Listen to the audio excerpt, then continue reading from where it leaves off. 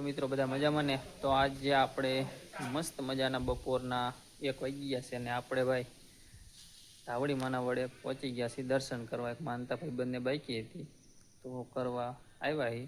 અને જો આ ધાવડી માનું મંદિર છે અને જો મસ્ત મજાનું અહીંયા વેલ ચડાવી છે મેળા ઉપર.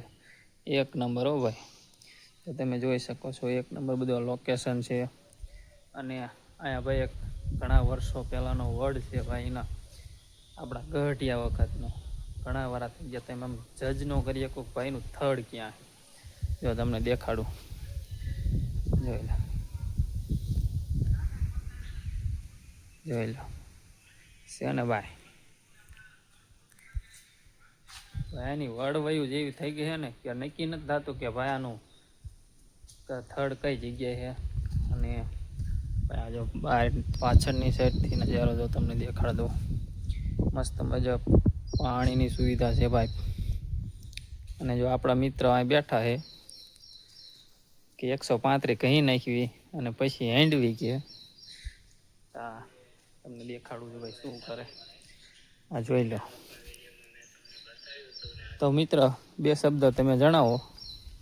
તો મિત્રો આજે અમે બધા આવી ગયા અહીંયા ધાવડીમાં દર્શન કરવા. અને આ અમારો ભાઈબંધ જે ખાવાના કરતા તો વધારે માવા ખાય છે. બરોબર ખાતો તો હવે એને કેમ કે માવો ખાઈ લીધો એટલે 2 શબ્દ બોલી જ નહીં શકે, કેમ કે હવે એન્ડ થઈ ગયો. હવે આગળ કઈ શબ્દ, હવે તો દુનિયા ઉથલ પાથલ થાય પણ એને એક શબ્દ નહીં બોલવાનો. તો તમે જોઈ શકો છો મિત્રો અહીં 1 નંબર વડ છે ભાઈ. અને ઘણા વર્ષો પહેલાનું છે ભાઈ. આનું થર્ડ જજ ન કરી શકતા કે ક્યાં છે ને. હવે થોડાક વર્ષો જશે એટલે તો અમે નહીં થાય. અને જો તમે જોઈ શકો છો ટેકા બેકા મૂકીને બસ 1 નંબર કરી નાખ્યું છે. અને આ લોકેશન જુઓ તમે.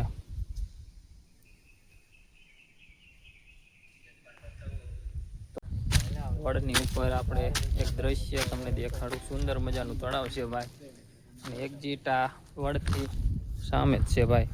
તો તમે જોઈ શકો છો. હા ભાઈ બહુ મોટું છે. અને જો ભાઈ થોડુંક આપણે ઝૂમિંગ કરીને દેખાડી દઈએ.